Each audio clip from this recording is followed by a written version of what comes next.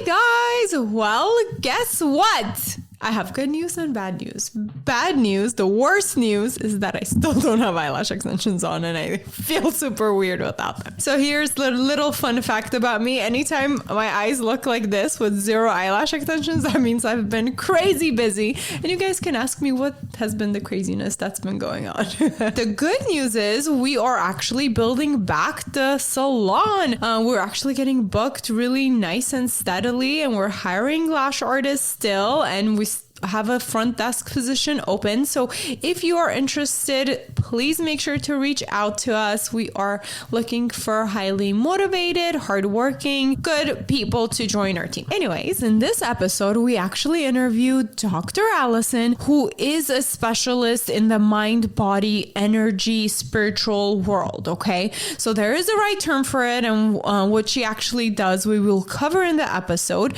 But it was so interesting because we talk about everything from law of attraction to having your mind and body kind of synced to our subconscious mind, and how to really work with all of this in order for you to be successful, again, be more abundant, possibly make more money, clear up any old bad beliefs that you may have that may be holding you back, but you may not even know what's holding you back. So it was really interesting to discuss this with her. I definitely learned a lot myself, and I'm looking forward to working with her even more to kind of see how else, her knowledge can help. Yeah, so let's jump right into it. Hey beauty lovers and fellow entrepreneurs, I'm Yegi, the owner and founder of Yegi Beauty. Within 5 years of being my own boss, I was able to grow Yegi Beauty into a multi-million-dollar company. This podcast is where I share what it takes to be a successful entrepreneur in the beauty industry. Hello. Welcome back to the Yegi Project. Today I have Dr. Alison, who is a mind-body energy medicine professional. We are so excited to interview her and get to know her and see what she is all about. Please, doctor, introduce yourself and let us know a little bit about you and how you got started. Hi, everyone. I'm happy to be here. My name is Dr. Alison, middle initial J. My last name's K. I only do that because on YouTube and on Amazon, there's an Alison K, but she talks about really different stuff. So where do I begin? Well, I just basically have been working towards being the happiest, most thriving version of myself my whole life and helping others do the same. I love that. Yeah, it's good stuff. Do you want to just stop there and start talking? No.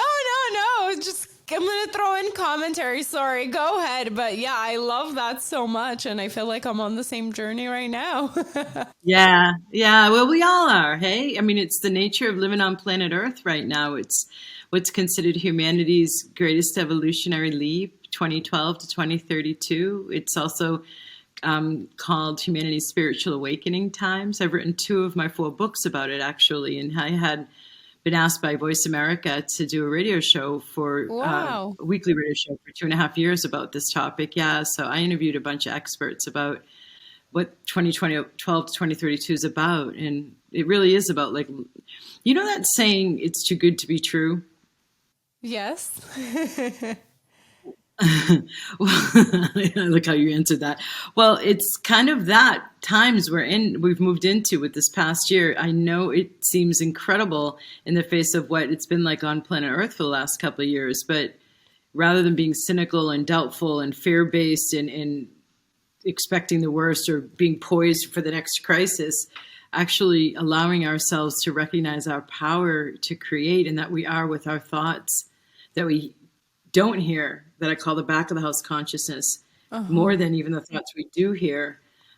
We're creating and we're making choices and learning how to, my whole thing that I've created, including studying 10 years in Asia, subtle energy, and being a yoga teacher, qigong teacher, meditation teacher for decades, and an energy medicine professional of 5 different modalities. I then came back to the States and created the Vibrational UPgrade System. That's a combination of the energy medicine and what I call applied mindfulness. That takes the yogic practices of working with the mind and meditation and marries them because I'm so sorry. Let's pause right there for our listeners and for myself too. Could you explain a little bit more what energy medicine is? there's a subtle, that's a great question.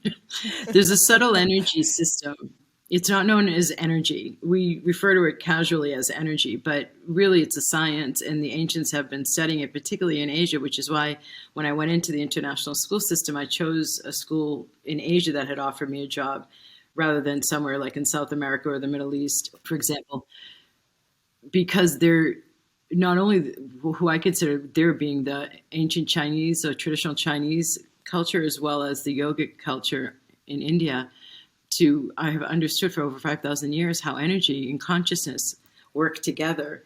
And so subtle energy is a system, and it's energy that's subtle. So the Tibetans have a spectrum, and it's physical to most subtle. So they actually refer to that which is very physical as crude, not because it's gross, but because it's unwieldy. It's that physical, all the way to the most subtle things you can perceive beyond your physical five senses. Okay. And there's a whole system of how energy moves or is blocked in our body. So you moved to Asia, you said, for about 3 years and studied this. 10 years. 10 years. Wow. Okay. So you are an expert in this area. So excited. Like so excited to get to know more, because we do talk about the energy, the subconscious mind. I feel like more and more, at least in America, it's become a thing, you know, when people are talking about it or searching about it or reading about it and trying to apply it.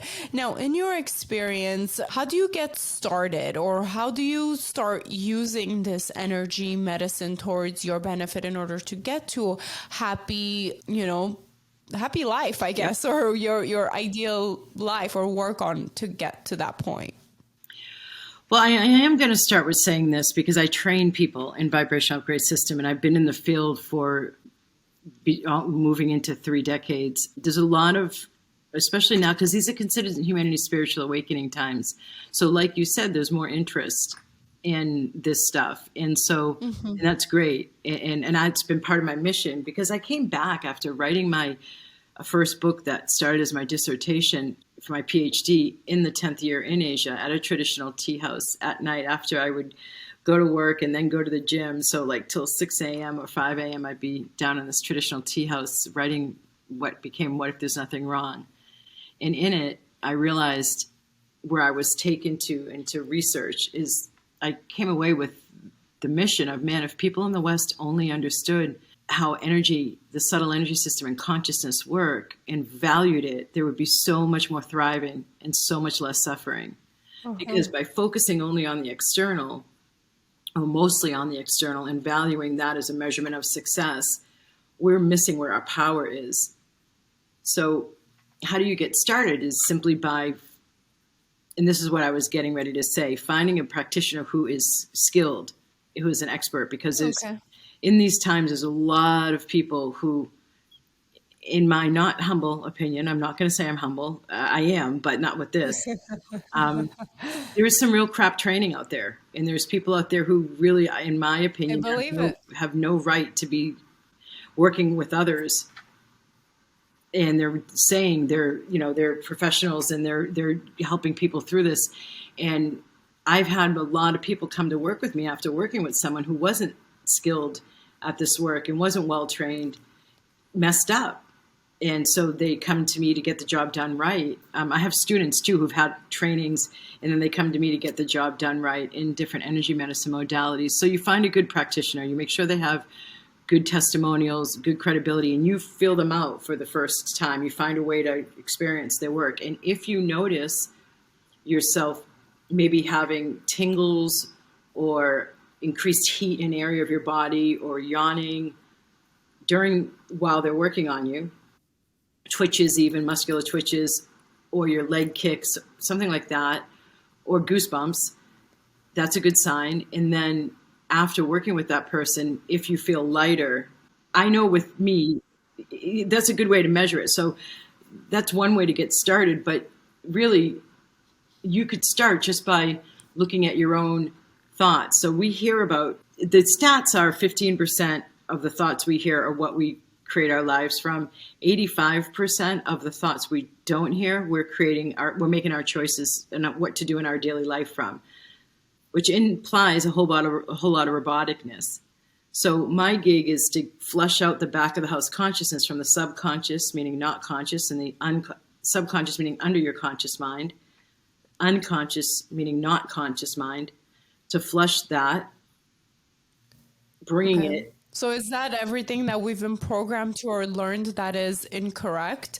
Or that's what you're referring to, right? So you pretty much try to unblock what's there before you work on teaching the energy medicine. Yeah, because you can't be a clear channel if you're blocked. I don't mean to say you have to be perfectly clear, but you really need to first work on yourself. That's the way my system is. Like, they have to first work on themselves for at least 3 months before they can even start approaching the consideration of working with me to get trained to work on other people.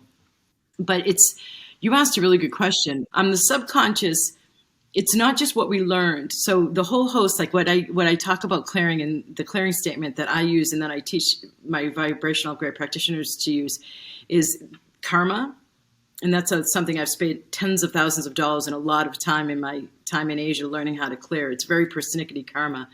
Imprints from your parents and your ancestral lineage, conditioning that we learn growing up, traumas, and then there are ensuing thoughts that are unconscious and subconscious to keep us protected from having that trauma happen again. Contracts, oaths, and vows we've taken in other lifetimes, beliefs, storylines, calculations, expectations of this is how life works on planet Earth for me with money, for example, and then the projections that we then project out onto what is really a neutral matrix. But then with our expectations, we project that out, and then that's what comes to us. So clearing all of these different things is what I do. Wow. Okay. So, who would be the? My God, so much information. No, I've done some reading, and it's a very interesting topic for me. So I know what you're talking about. Just a little bit. So it makes sense when you're explaining the blockage and the different parts of the brain and our past conditionings, if it's, family, environment, anything else that needs to be resolved before we can, bring in new beliefs. Now, who would be the ideal person that comes to you, and how do you start working with a client? Or tell me more about what you started, your company, and what your mission is right now, and all the things that you're working on. Oh boy. So I've been saying since about 2016 that if you're addicted to the struggle paradigm, I'm not the right mentor for you.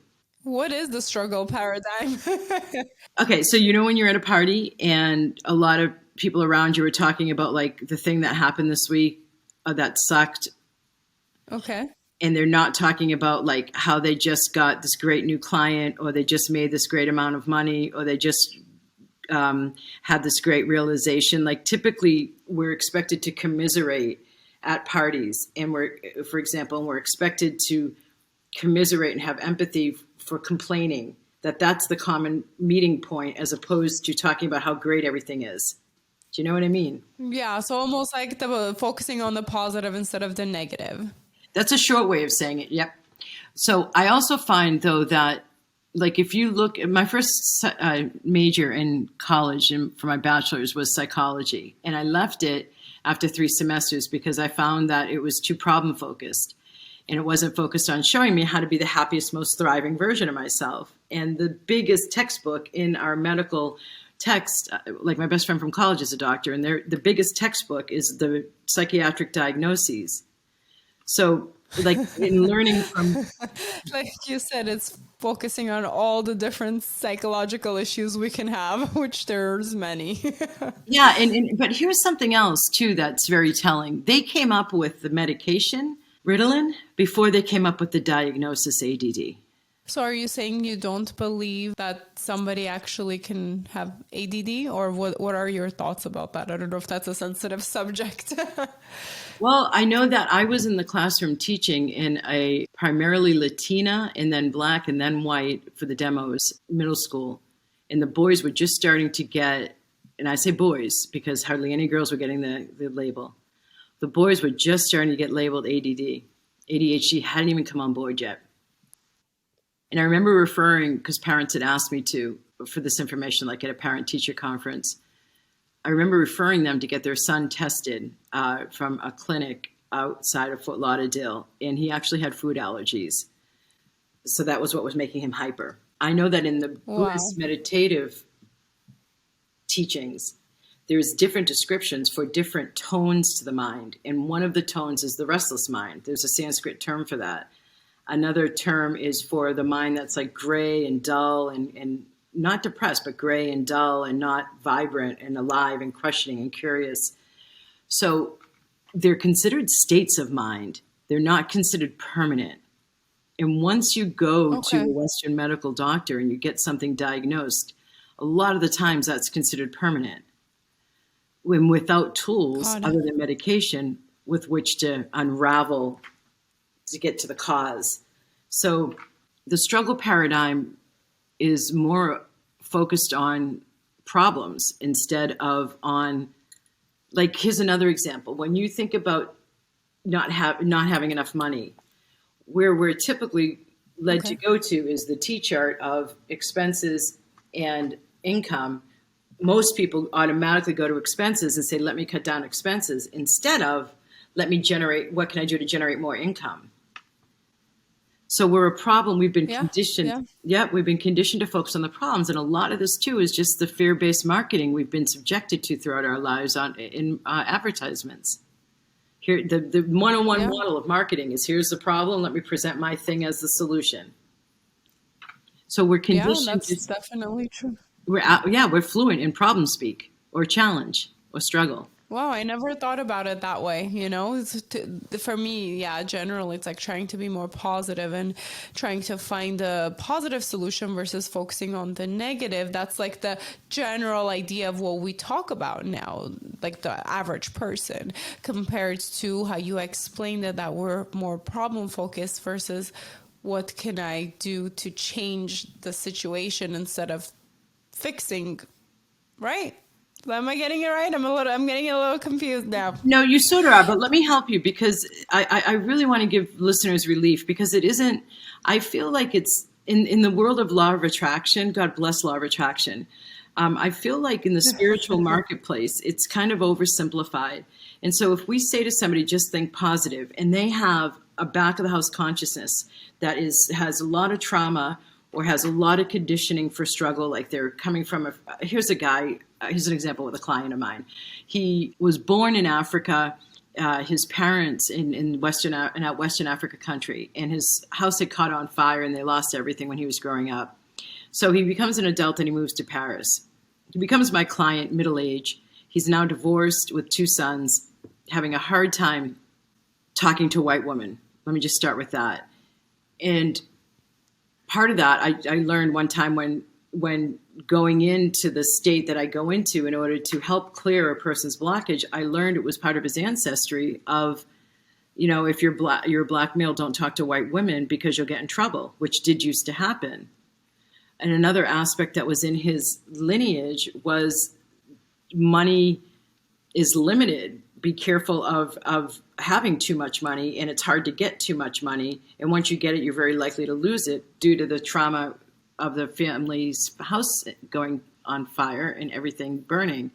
So when we say just think positive, if we're walking around with conditioning and trauma and imprints and stuff. And we all have it. We all have it. The point is to clear it. You can't, so to say to somebody, just think positively, it's like all we have control over is the frontal lobe, which is only 10% really of the thoughts we hear on a daily basis. This magnetic pull of this other stuff in the back of the house that's not conscious, that if we get cleared, can then get flushed to the frontal lobe to be used as increased consciousness. So then it becomes easier increasingly, the more clearer you get, to think positively. But this stuff pulls you to think that old way without you even knowing why.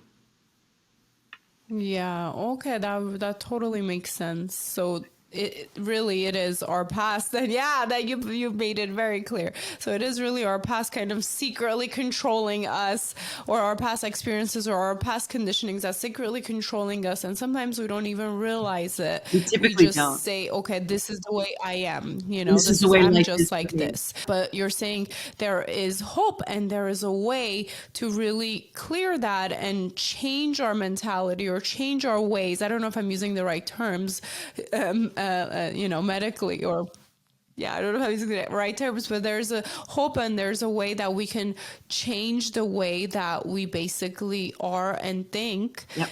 By clearing the old conditionings and putting in new, healthier conditionings in order to get to a happier and better life. Right? Yep. Now I understood it. Yeah, let me give you this example too. Okay.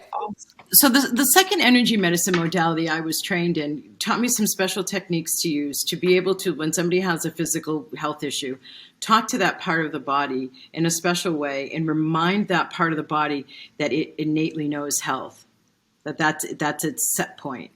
And so I've been able to remove brain tumors, literally wipe it off the person's head. Wow. When the doctors had said you have 3 months to live, we can't operate. And then when it went off the MRI, the doctor said, whatever you're doing, keep doing it. So why I'm saying that is because the body innately knows health, as does our psychology. My second book subtitle, it's Vibrational Upgrade, A Conspiracy for Your Bliss, Easing Humanity's Evolutionary Transition. A conspiracy for your bliss, I say, from studying what I'm talking about right now. Our bodies, our mind, our body, and our spirit are designed for thriving. And in these times we're in right now, it's becoming stronger and stronger to gear us towards talking about exactly why you have this podcast and why there's more people listening to podcasts like this, because the overall backdrop of the times we're living in right now is gearing us towards a new golden age. And so that's why people are more spiritually inclined, because that's where our power is. The summary you just gave of what I've said, you'll notice that was all about what you can do, what the listener can do to access more light or more consciousness and make better choices. Yeah. Right? So that's in your power. And it doesn't matter. And I'm going to say something that's a little bit controversial. It's not PC. Like when I lived out of the country for 10 years, I learned not to be PC anymore. It doesn't help in a lot of ways, right? No. So it doesn't matter what gender, what culture, what language, what socioeconomic status you come from. Coming out of victim mentality, that there is something stronger than me controlling me, whether it's the system or it's your own storylines. Clearing yourself of those expectations and that conditioning and those traumas is in your power. You can choose to work with somebody like me to get those clear. So then now you have more access to more awakened, fresh consciousness to make new choices that are better. I'm a huge believer of the power of the mind. And from the sound of it, you've really dissected and studied and put this into practice and are helping other people apply it. I think sometimes that's the hard part. Some people can learn it and apply it for themselves, but it's hard to get other people to apply it for them, right? Because you're a coach, you could help them get there, but if they don't do the work, then how much can you really help them? It's all so choice. I think Yes. So I think what I'm getting out of this too also, which is very interesting because I know Western medicine, we're all about doctors and medicine, like pills that we can take to feel better. But what you're saying is that a lot of our health issues can be resolved from our mind, right? Am I getting that right? Yes. Let me take off from there, though, to clarify. You're doing really good, by the way, because I'm throwing a lot at you and you're rewording it great. There's two parts to the Vibrational UPgrade System. So I studied the consciousness, or the mind, as you're talking about, both from Western psych and the meditation background. But then I have all the energy medicine and yoga teacher experience as well. And so the chakra system is an intersection. A chakra means wheel, so from Sanskrit to English. So it turns. Vital life force energy, or chi, like qigong or prana, as we say in yoga. And it's an intersection of the mind, the body, and the spirit. Okay. So if a chakra is open, it's turning to the body and the mind and the spirit, this life force. It's called vital life force energy, or ki, as we say in Reiki. what we have up here in our consciousness, whether it's the unconscious or subconscious, the thoughts we don't hear, or it's the conscious mind, corresponds, depending on the subject, to the relevant chakra, because every chakra covers a domain of life. So we have our consciousness, but it's not just our mind. It circulates all the way throughout our body.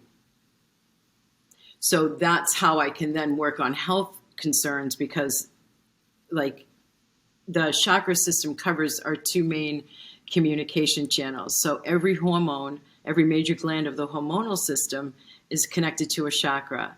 That's the chemical communication. Our entire chakra column runs down along our spinal column, and it includes the pineal and pituitary gland, the master commands of the central nervous system, and that's our electrical communication. Wow. So we're able to, there's a lot about the bodily health that we can get in there. So it's not just the mind. It's again, if you think of what I said was my mission, understanding by my 10th year in Asia, like, oh my God, we would have so much more thriving and so much less suffering in the States if people just understood how the subtle energy and consciousness works and valued it. So just know that your thoughts affect more than just your mind. Your mind is in control only so much. You have consciousness that the mind is a part of. Okay. And the consciousness goes throughout your entire head and body. And the more you work with energy, the more positively you affect your consciousness, and the more health you'll have in mind, body, and spirit. Okay. The way to access working with your mind and working with your body and working with creating a thriving life is through working with energy, because energy energy affects energy affects both the mind and the body. Okay. Okay, I think that's making more sense to me, Like I said, there is all these terms out there for someone who doesn't know that much about it. I think for someone who doesn't know much about it, that's how it comes out to, basically that's the message that we hear, but there's so much more to it now that we're talking about the subject. That's the conclusion I'm coming with, that there's so much more to it that we don't understand. Like somebody like me who has studied it a little bit, or I don't know, I think I've read a good amount of books about, the power of the mind, how to be successful, but how to, get rid of your old conditionings and build new ways of, new beliefs in order for you to be successful. So I've studied that side of it. But talking to you, it just sounds like there's so much more to it that we need to connect all together in order to get the most benefit of it. And I could see how working with a coach could be so beneficial in order to get there. A lot of times we try to kind of self teach, and I guess that's the question I have for you. So what are your thoughts about that? Like, what do you see the most common mistake that your clients have made in the past with all this mind, body, energy stuff compared to when they come to work with you? What are some common mistakes or misconceptions that people work with in the past? That's you're asking really great questions. Thank you. Thank you. So you just touched upon something. Coaches who are, I'm going to put this in air quotes, only working with the intellect in your mind, in concepts, and coaching you intellectually, it isn't enough. What you just said is a great way of summarizing what I came to realize after 10 years of living in Asia. Man, if people in the West only understood how consciousness and subtle energy works, there would be so much more thriving. You just said that. Wow. So I feel like I've read I'm quoting you, paraphrasing. A lot of books I've read, they talk about the mind and success and positive attitude, and it sounds like there's so much more. There is, and that's one of the greatest mistakes we're making in the West, is also what you said about the self-teaching. You don't go, if you want to learn how to weight train for Olympic lifting, you don't do it from a YouTube video. You get somebody to help you. There's professionals in this field too. So the way to go about change, if you're only going through talk therapy or talk coaching, that's one of the biggest, if not the biggest mistake I see people make, because it's not going to get to what I'm talking about. And it may take decades. Like one of the other reasons why I left psych as a major is because I see that talk therapy doesn't work. If you look at energy, if you look at quantum physics, so underneath physical matter, everything is energy, and that energy goes as a wave. When we think something repeatedly, or we think something intensely, it collapses that wave into a particle and it starts to become physical. So if we're continually telling the same story, going over and over it, we're making it more and more solid and more real and more physicalized. So talk therapy, reviewing a trauma, reviewing your feelings about it, or talk coaching, reviewing a problem, coming up with mental strategies, it's not enough. And it will take if it is enough, it will take so much longer.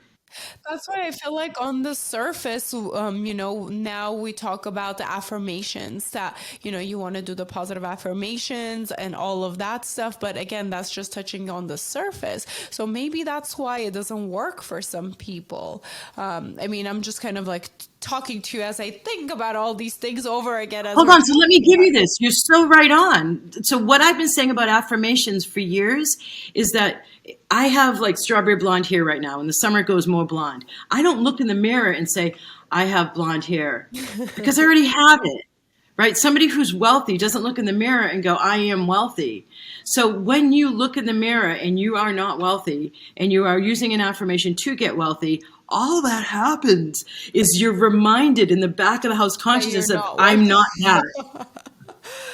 So you're reinforcing what you're lacking. Affirmations do not work unless it's coming in with an energy clearing around the blockage of all. Like if somebody isn't choosing actions in things in their life that will create wealth, a lot of the times you can see, for everybody, you can see if you are blocked. It takes a professional really to see the block. You see yourself saying to your best friends, your spouse, your closest people in your life, I want A. Now you just say wealth, or you say new love or new job, whatever you put in there. I want, and fill in the blank. And then look at the choices you're making in your life. Are they choices helping you towards A? Or are they choices intentionally not helping you towards A? Or are they choices that are nothing to do with A, and in fact, the exact opposite? Any of those versions, you're blocked. If you look at what you say you want the most frequently and what your choices and behaviors are, if there's distance, then you're blocked. So here's another question for you. So we talked about affirmations because that's a big topic now. Everybody says, do your affirmations. And how about, how do you relate that to visual, I can't even say the word right now. How do you relate that to visualizations, right? So, because we hear more and more lately, like the power of the mind, what you visualize, what you really like see yourself, what you feel. Can that be related to the energy you're talking about, or is this different? It's totally related. And I just want to let you know that when I'm talking with somebody, I'm transmitting. I've worked with energy for so long that I have a heightened vibration. Vibrational upgrade. So what upgrade. Vibrations do I give you? No, so what's happening and why you're stumbling on some words is because you're receiving energy. I'm not clearing you because you haven't given me permission, but you're receiving energy that's boosting you, and it makes people tongue-tied sometimes. So please know that's in part what's happening. Wow. So you just asked a great. Me not speak well. No, but you're getting an upgrade. You're getting boosted. I like you're doing great, because visualization's another thing. Like I say, visualization doesn't work. If you are not of a high enough vibration, if you have not purified your consciousness enough, when you visualize, it's not working, is what I've seen, right? You have to, when I've tested this, I've played with this, like when do I bring in visualization? Because some of my work's on Insight Timer, a meditation app out of Australia. And I got guided to do a guided visualization for that. And I was surprised because I don't typically do guided visualizations until after people have worked with me long enough that they're planting the seeds with the visualization. If you have done no work on your consciousness and you're just kind of like in affirmation mode, but now applied to a visualization in a more calm state, while some stuff can get seeded, it's not powerful for creation until you've cleared the sluggishness that I've been talking about, the back of the house consciousness. So it just sounds like that's the piece that we're missing, because again, I think it's still fairly new in America that people are talking about these things, but I feel like after speaking with you, it looks like that's the piece we're missing to really clear the old junk out before we do the visualizations, affirmations, or any sort of spiritual work. Right? It'll move you. You'll get there faster. And I've always been about, and I've got to tell you, I've always been about 10 years ahead of the curve. So like when I have never said this on a podcast interview. So look at what you're pulling out of me. But like whenever I go somewhere, whenever I start something and I focus on it, like it becomes a trend within the next couple of years. I know that might sound like I have delusions of grandeur, but like if I just observe my life, stuff, as soon as something becomes a trend, I'm out of there, right? So I've realized that like my first book, What If There's Nothing Wrong? It's only now, it's a little bit, a couple of years ago, people really started talking about it and it hit threshold. I really tend to be about 10 years ahead of the curve. So what I'm talking about, so now people are more awake to spirituality than they were 10 years ago. And I've been working on that. So this is the missing link. Yeah, that's what it sounds like. So now as far as another piece to all of this fun stuff everybody's kind of started talking about, what would you say? Oh God, I lost my train of thought. You're doing it again. Let me sit back. So here's another question for you. So nowadays, everybody's also so busy trying to make it or trying to hustle and work. But in that aspect of it too, we also tend to ignore our health. And sometimes that could be our physical health or our emotional health. Now, what is your advice on that? And what is your take on it when we ignore the obvious signs? Or what are some obvious signs that we tend to ignore sometimes when it comes to our mental or physical health? So do you ever notice that you have a repeated thought? Like, I don't mean repeated all the time. I mean, like in the morning, sometimes right before you go to bed, sometimes maybe in the shower when you're out in nature, like it's a thought telling you to do something, like whether it be eat more. Yeah, almost like an intuition. Yep. And it could be like eat more purple foods. Yes, it's happened to me a lot, actually. So that's in part what I'm talking about with the conspiracy for our bliss. I mean, that intuitive guidance is given to us for a reason to help us live that conspiracy for our bliss. So what I see a lot of people do is ignore that intuition because they're too busy, or because it isn't loud enough, because what we call it in meditation, the ego mind is so loud with its tasks and to-do lists. And if you remember before when I was talking about that spectrum, physical energy, crude, and then subtle energy over here, the most subtle energy over here. You did mention it, but it's not clear to me. So what's the difference between the physical energy and the subtle energy? So it's a spectrum. So if you think of this as, here's where it's all pure energy. And as I go down or over to the spectrum, it's becoming more and more physicalized. This is like physical. This is like a pair of jeans, for example. First, it can start in like an intuitive piece of guidance coming in. It's very light. It's very subtle. It's very etheric. It's not as tangible as a pair of jeans. Okay. So when you have an intuitive hit, that's the guidance like I just talked about. But when you have, so then there's like the mental life after the intuition. Now here's the mental life, the ego mind, the thinking life, the thinking part of the mind. Then here's emotions. Spirit's back here by intuition. So spirit, intuition, thinking mind, emotions. Now here's physical body. So if we get intuitive guidance, and if we nurture our spirit, then it doesn't have time, it being something off or out of balance, doesn't have time or the opportunity to become an emotional issue or blockage. For it to go down the spectrum. So we ignore it instead of paying attention to it. Right. So the more we pay attention to the subtler, the easier it is to catch something. I have to do more work. I hardly do any health work anymore, whereas I used to work with cancer and chronic pain and blah, blah, blah. Depression's even very embodied. I hardly do it anymore because I have to go so high, and it takes longer to clear somebody once it's become a physical issue. It's easier Got it.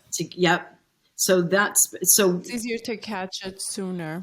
Yeah. And to either nurture it if it's something good or try to get rid of it if it's something bad. Yeah. And your guidance will help you. But I mean, you have to have a quieter mind in order to catch the guidance. And you also have to have enough daily spaciousness, a quieter mind, and courage to follow your intuition, even when it doesn't seem logical.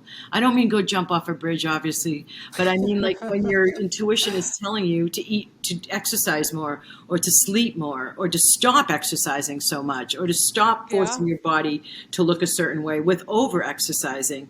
Like by listening to that, we have our own wiring to keep us healthy. So the more we and I've experienced that actually. I've experienced it so many times when I just know my body, and I feel like when I tell that to some people, they don't understand, maybe because they haven't experienced it. But I always say, I know my body. Like right now, it just needs to rest, or else I know it's gonna get sick, or I know what I'm feeling. If I don't pay attention to it, X, Y, and Z is going to happen. And that's exactly so it. I definitely know what you're talking about. When you say if you don't pay attention to the feelings, then X, Y, and Z will happen. Typically, if we don't pay attention to the feelings, then we get a physical issue to catch our attention. So why this is such a great full circle. In part, why I was saying that if you're addicted to the struggle paradigm, I'm not the right mentor for you, is because people tend to, we have been taught to value what's on the surface of life and the productivity and the success, and not have the time or habit to pay attention to what's more subtle. And by doing that, we're creating crises that have to occur in order to get our attention because we're not paying attention back here when it's more subtle. So many people require multiple crises, like job loss, divorce, death of a loved one, in order to crash through their everyday personality level self to get them to say, okay, I got to do something different. So if we did it proactively, we wouldn't require all these crises of that trying to get our attention all the way down here with the physical issue. Yeah, so don't let it pile up so it's not so hard to deal with, I guess. I guess a lot of people, when they talk about, okay, it's my breaking point, I feel like maybe men do that more. They hold on to things, and then it becomes this breaking point, and they can't handle it anymore, instead of dealing with the little issues that are coming as they come, right? It's very, very interesting to me. This is an amazing topic because, again, we hear these terms, we kind of talk about these very surface level topic that you've researched and you know so much in details about, but then we don't know where it comes from, or why we even sometimes say it or do it. So it's actually really interesting for me. I would love to work with you to learn more about it, like as a coach, because more and more for me personally too, like as I go through my journey, because again, that's also why this podcast is called the Yegi Project. I'm always working to improve myself, and also by my experience helping other people improve themselves, because I'm a huge believer of that too, that we can live the life that we really want, and it's really in our control of what we do with it. It 100% is. But now I remember what I was going to ask you was actually two things. It was the abundance thinking. So we also talk about that. But what's kind of crazy, I guess, was something that can cross your mind is, okay, so we want to think abundantly. There's so much of everything for everybody. So we can all be super rich. We can all have the best houses, right? There's enough resources in the world, but it's if only we think abundantly and we attract it, and if we work on it, not worry about anybody else, just worry about yourself, right? These are the things that we hear. Now, what are your thoughts about all of that? And you said you're about 10 years. A lot of times it seems that you're about 10 years ahead of the curve of what everybody else is thinking. So now having this conversation kind of makes me kind of see the future too, to projecting 10 years from now. Now, 10 years from now, if more and more people kind of know, I guess, this secret or this spiritual mind body way, how do you project us living as humans if we have, I guess we'll also probably have unlimited resources too in like 10, 20 years with technology and To you. science. I'm curious on So, what you think about all that. well, the new era that we're building towards, that's this whole shift's time is 2012 to 2032, and 2032-ish is when the new golden era, as it's termed, begins. 2032, what is that, like 10 years from now? Yeah, we're halfway through this, what's considered humanity's greatest evolutionary leap ever. And remember, I was having experts on for weekly radio shows, interviewing them about the December 21st, 2012 date, what that meant to the Mayans. And in yoga, they talk about that date having been the end of one yuga or era and the beginning of another. And astrologers talk about it the end of the Piscean era and the beginning of the Aquarian. So we really are in a very prominent marked time in history. And so the new golden era that will be happening around 2032 has us in more of a unity. I talk about this in my third book extensively, Can't Reasonable wait to read Dragons. all your books. We'll link all of the books below for all our listeners to pick up. Oh, cool. Thank you. So Reasonable Dragons, I go into this a lot, and this one's also the only one on Audible. And as we move into the new golden era, there's going to be more unity. And before unity happens, we're seeing right now the divisiveness and the polarity before it collapses into unity. The same thing with as truth bubbles to the surface, especially where there's been abuse of power, like Black Lives Matter and the Me Too movement. It's because things are coming more into alignment where there can't be an abuse of power, where if there is an abuse of power, it right away gets knocked out because it's not accepted anymore. Our paradigms are changing. In regards to money, you know what's really interesting is when I got back, I expected to do workshops on the spiritual path and holistic health and wellness. And what I ended up doing is, as I was put in front of a group of people over and over and over again, I could see they weren't able to receive the other stuff.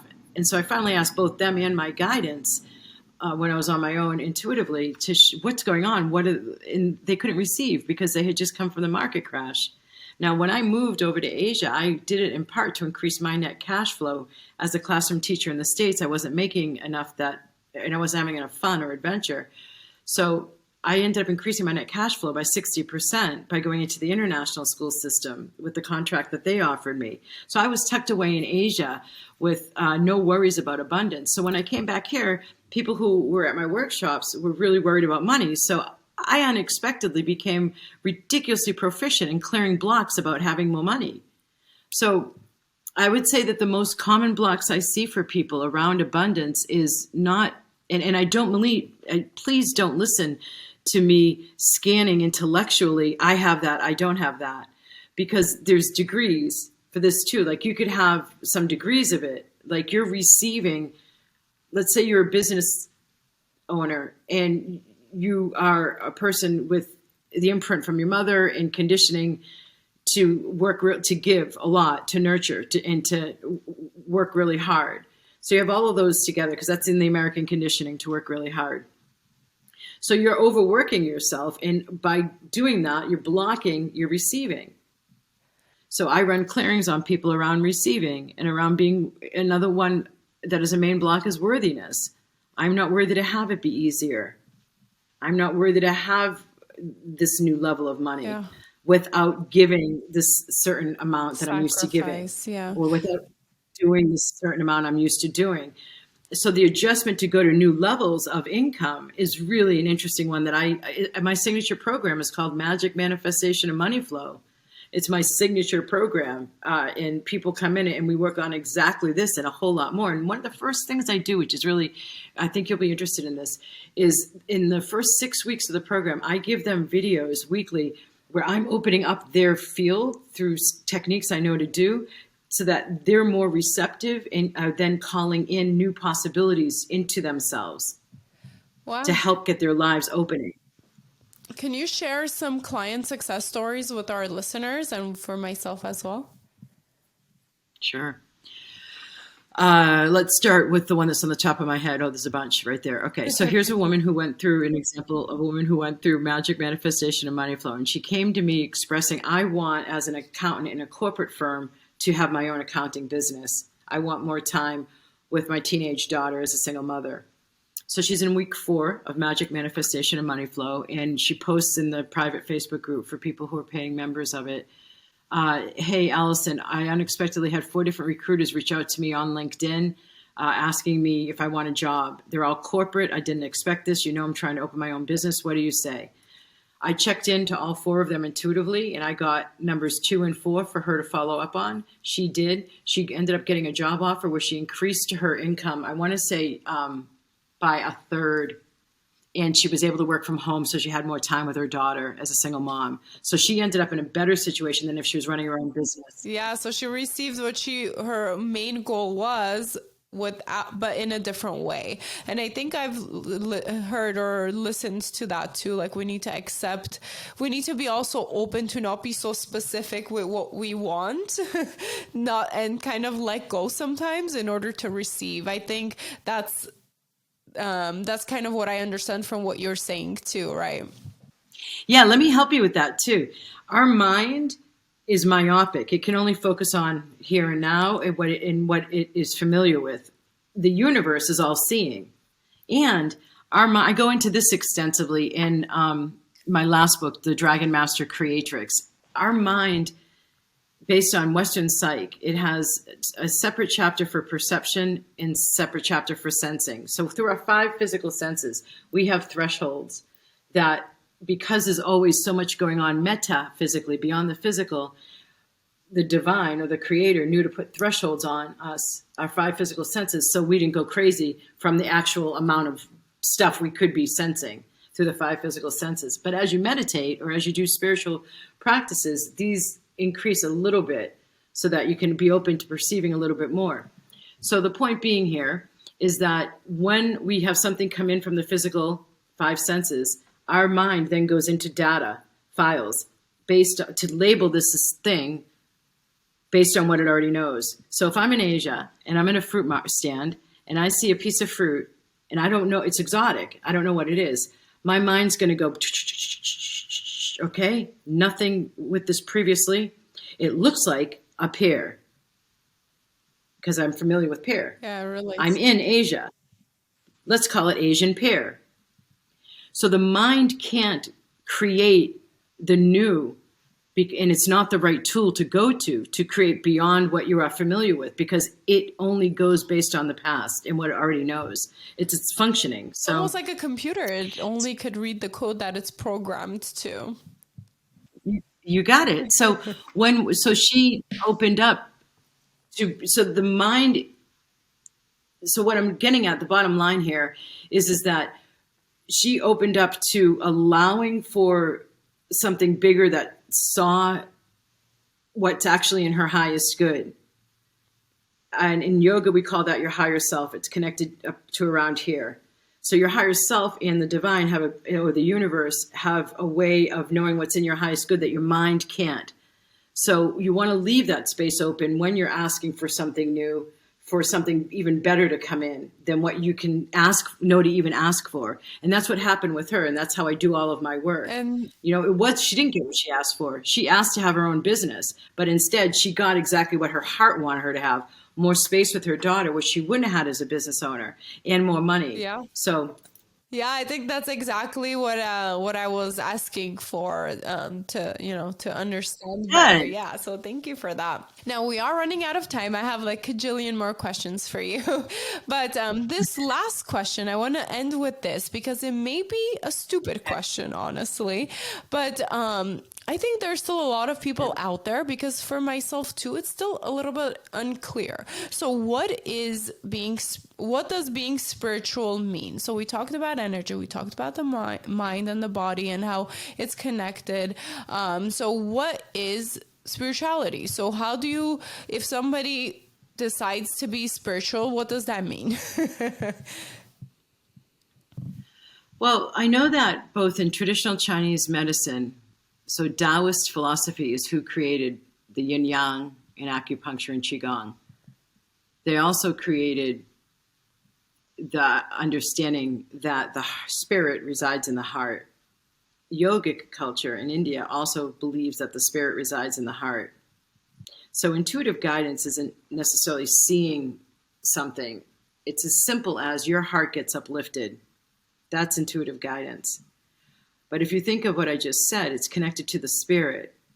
So listening to something beyond your mind and your thoughts is one way to approach being spiritual. So if I say I feel it in my gut and something in my intuition is telling me to do this thing, that's my spirituality or spirit talking to me. I don't know if that's the right way to put it. It is one way to say it. It is one way to say it. Yeah. So that you're listening to other parts of yourself. Going out in nature is a way to become more spiritual because there's something bigger than the ego mind and its worries and its tasks and its to-do list and its personality level self and its wants and its desires and its demands. So coming from a place that sees beyond the physical, if you take the whole conversation we've had, seeing from beyond the physical and approaching life from beyond the surface.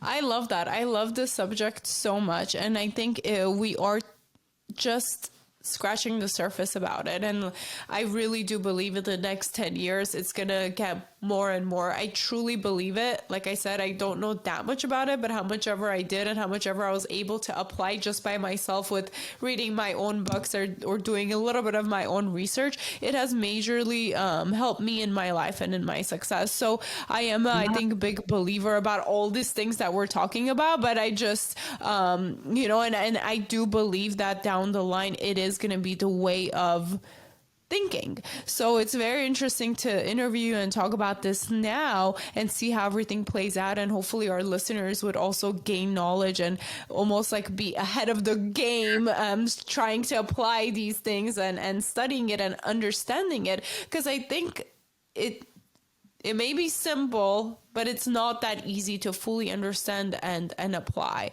I think that's where I'm going to leave it at. But with that said, I think we can close our podcast with just telling people a little bit more about your programs and how you work with people and where they can find you if they want to know more and if they want to work with you. Okay. Vibrationalupgrade.com. Or my name, Alison with one L, middle initial J, KAY.com. Those are my website address, the same website. And we'll link everything below as well. Thank you. And then you can come and play with me in my free Facebook group, Vibrational Upgrade. And then I have a YouTube channel and I'm on Amazon. So if you want to work with me, go to my website, vibrationalupgrade.com, look at the Work With Me tab. My favorite program, my signature program, Magic Manifestation and Money Flow, is the one to come into for the quickest results and the quickest shifts. How long is that program? 3 months, and you can join it anytime. What's your last word of encouragement for our listeners? Watch what you're expecting. Because one of the ways that you can open up to more possibilities is watch what you're expecting and see. One of the things I love to do, and I'm honestly really good at, is turning up people's expectations so that what is the result is better than anything they could have imagined. So think bigger.